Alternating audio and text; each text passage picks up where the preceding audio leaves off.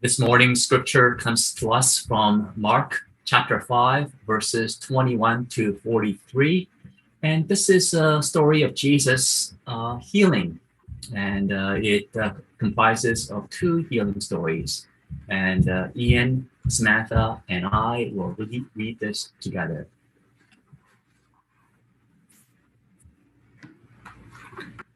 When Jesus had crossed again in the boat to the other side, a great crowd gathered round him, and he was by the lake.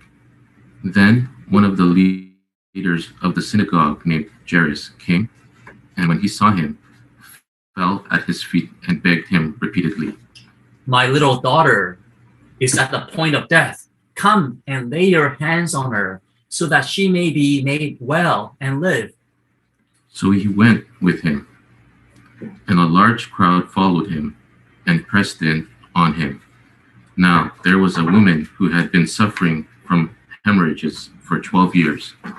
She had endured much under many physicians and had spent all that she had, and she was no better, but rather grew worse.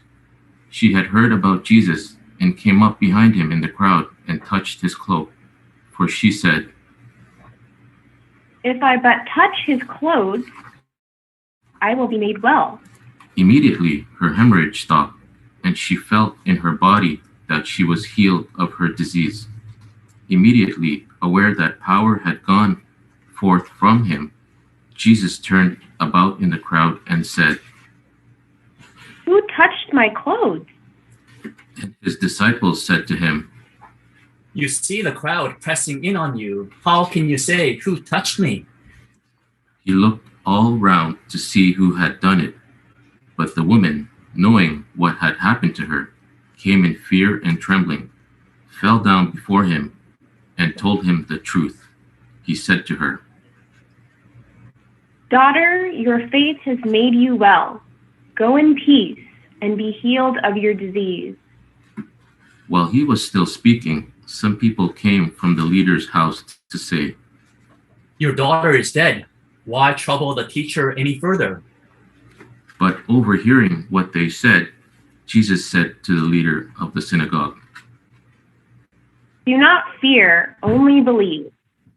He allowed no one to follow him except Peter, James, and John, the brother of James. When they came to the house of the leader of the synagogue, he saw a commotion, people weeping and wailing loudly. When he had entered, he said to them, "Why do you make a commotion and weep? The child is not dead, but sleeping." And they laughed at him. Then he put them all outside and took the child's father and mother and those who were with him and went in where the child was. He took her by the hand and said to her, "Talitha, come," which means, "Little girl, get up." And immediately the girl got up and began to walk about. She was 12 years of age. At this, they were overcome with amazement. He strictly ordered them that no one should know this and told them to give her something to eat. The psalm reading is Psalm 130 from Voices United 853, and Ian and Samantha will read this. Out of the depths I cry to you, my hope is in your promise true. Out of the depths have I called to you, O God, hear me cry. Let your ears be attentive to my plea for mercy. If you should keep account of what is done amiss, O God, who could stand? But there is forgiveness with you, therefore we will honor you. Out of the depths I cry to you, my hope is in your promise true. I wait for you, God. My soul waits, and in your word is my hope. My soul waits for God, more than the watchers long for morning, more than the watchers long for morning. O Israel, wait in hope, for with God there is love unfailing. With God is great power to redeem you, Israel, from all your sins. Out of the depths I cry to you, my hope is in your promise true.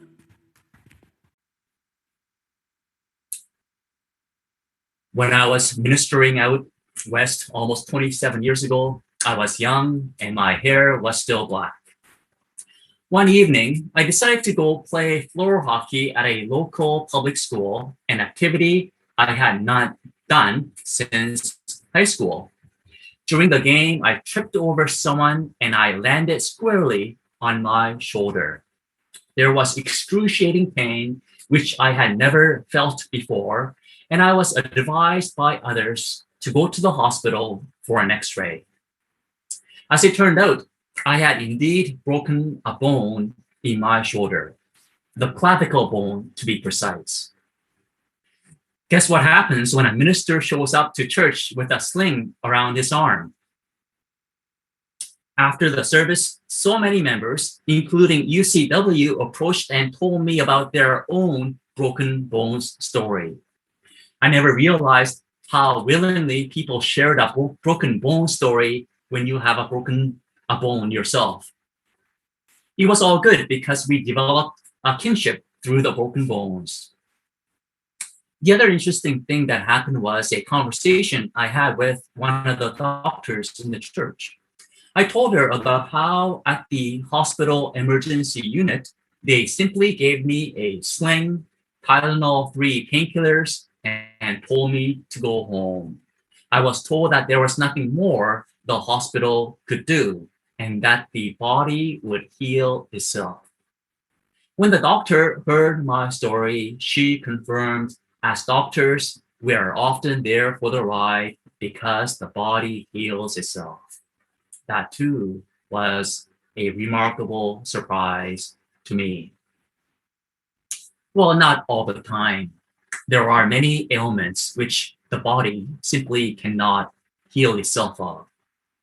A woman with a hemorrhaging problem sought out Jesus because she was suffering for 12 long years. Losing that much blood for that long would have made her look very pale, weak, and sickly. She spent all the money she had in trying to find healing, but to no avail, and leaving her in poverty. In fact, as the Bible states, after spending a lot of money on medicine, rather than getting better, she had gotten worse. Furthermore, because of her hemorrhaging, she was considered ritually unclean, so she became a social outcast. In the Bible, it states that menstruating women ought to stay home from the synagogue for 2 weeks because she is considered ritually unclean. As a teenager, I was horrified to read that and that the Bible has such an awful view of women and the very natural functioning of a woman's body. Then there was an American author, A.J. Jacobs, who considers himself a Jew in the same way the Olive Garden is considered to be an Italian restaurant. As an experiment, he decided to live by the Bible quote for 1 year. Subsequently, he wrote a book called Year of Living Biblically, one man's quest to follow the Bible literally as possible. He came across a passage in the Bible where it said that menstruating women were unclean, so not wanting to defile himself, he refused to sit on the same chair that his menstruating wife sat on. His wife got so offended that she proceeded to sit on every single chair in their home. So he could not sit on any chair in his house. He then bought a small portable chair to sit on, and he took it with him everywhere, including buses and subways, just in case. His adventures revealed how silly it is to follow the Bible to the letter, especially these days. One of my rabbi friends said jokingly, "You have to be criminally insane to follow everything in the Bible." The hemorrhaging woman in the Gospel of Mark was a social outcast, unfortunately. As someone who has suffered so much, she was willing to do anything for healing. When she heard of Jesus coming by, she decided to approach Jesus, and she did something that she was not allowed to do, which was to touch Jesus, a man. She thought, if I but touch his clothes, I will be made well. Immediately after touching Jesus, her hemorrhaging stopped, and she felt it in her body that she was healed of her disease. As soon as Jesus felt that his power had gone out of him, Jesus wanted to know who had touched him. It was that noticeable. The disciples were trying to dismiss Jesus' claim. There were so many people, so how can you say who touched me? But the woman came forward and confessed.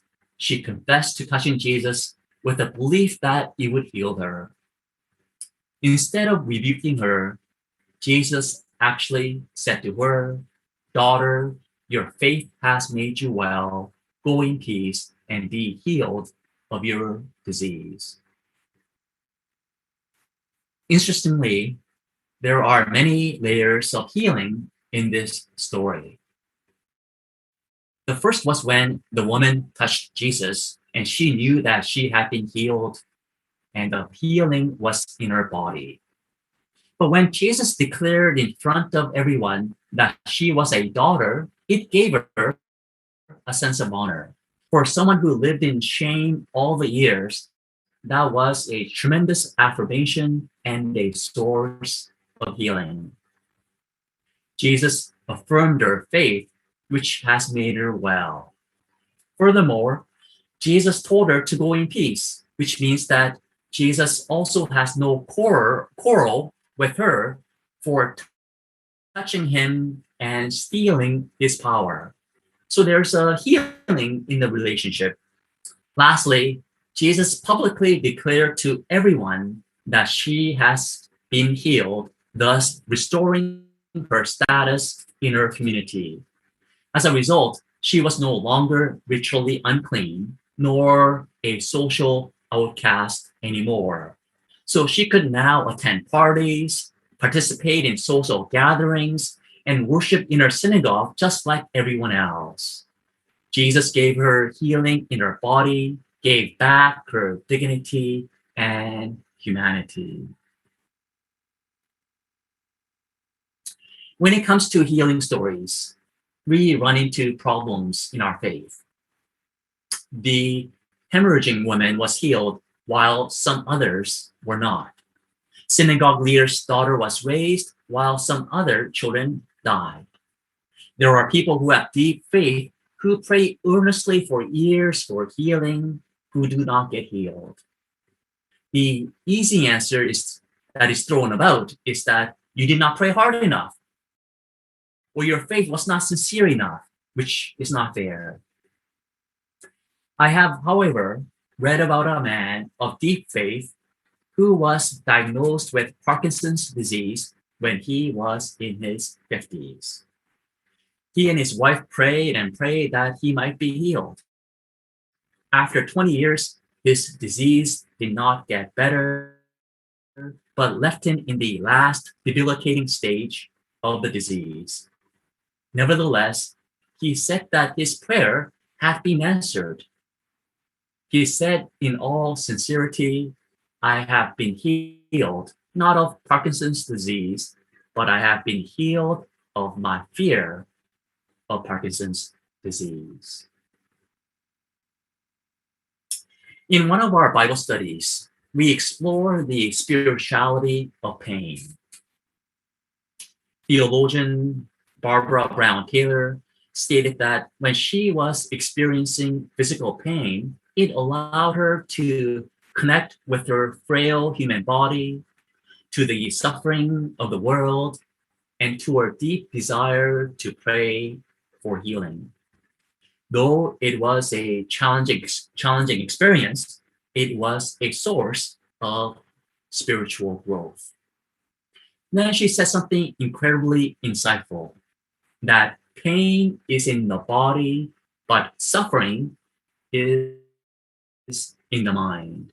The wise people in our group who suffer from chronic pain told us that is indeed true. We all carry various kinds of pain and wounds with us. Some of us are scarred by terrible experiences of our childhood. Some are hurt from betrayals by the people who are closest to us.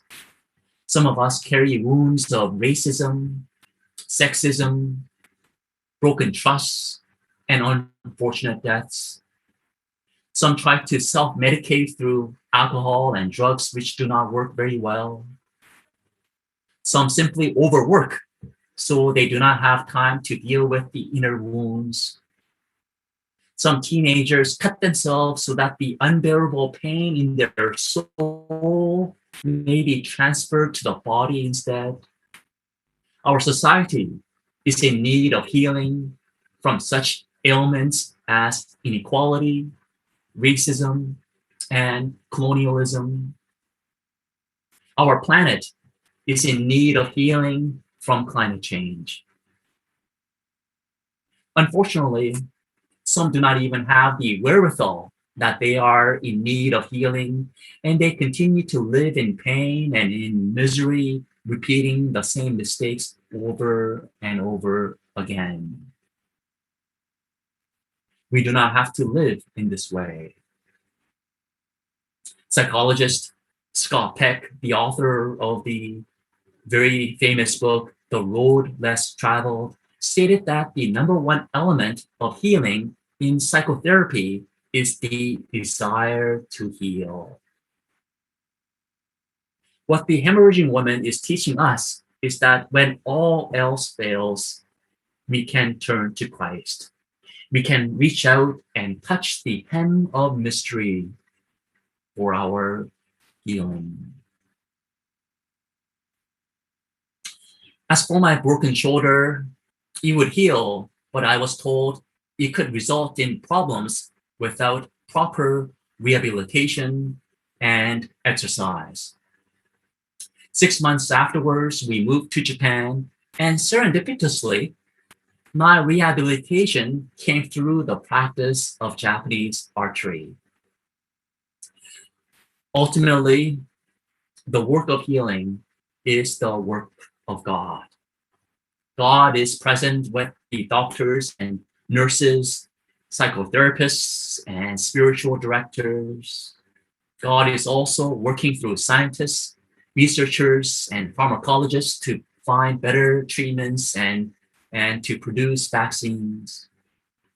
When we are suffering and in pain, God is by our side, giving us hope and love that are needed for our healing.